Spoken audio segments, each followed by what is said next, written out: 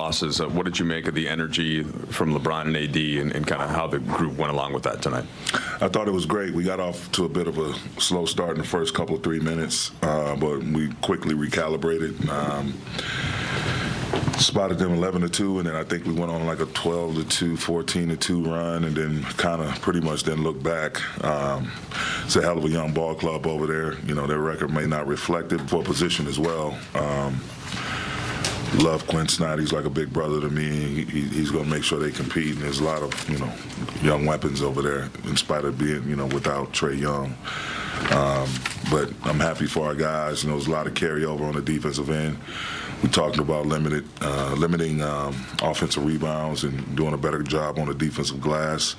For the majority of the game, I thought we did a good job doing that.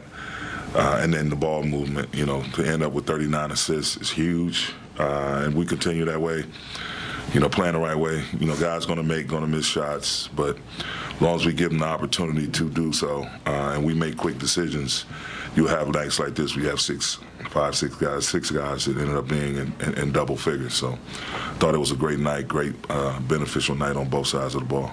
Coach, when you talk about guys scoring double figures and winning the way that you did by 31, what are the lessons to be learned from such an easy victory? Well, again, as I told them, even though you may be dealing with a surplus in terms of a lead, there's things you still can work on. You know, you get up by 20, 25, 30, you tend to exhale.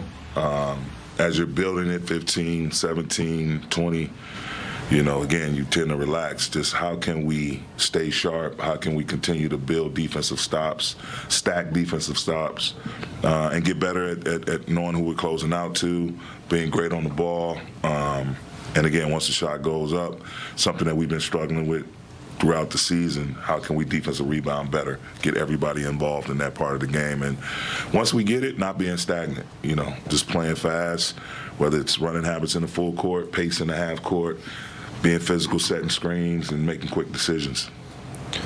Darvin, you guys have a few days here before your next game Friday against the Sixers. It's almost unheard of to have one practice at points in a week at points this season, but you have opportunity to have a couple. How are you going to approach that as a coaching staff?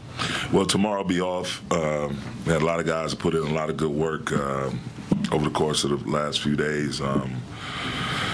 So we'll give them off and come back Wednesday, man, with a sharp focus to get better and work on ourselves.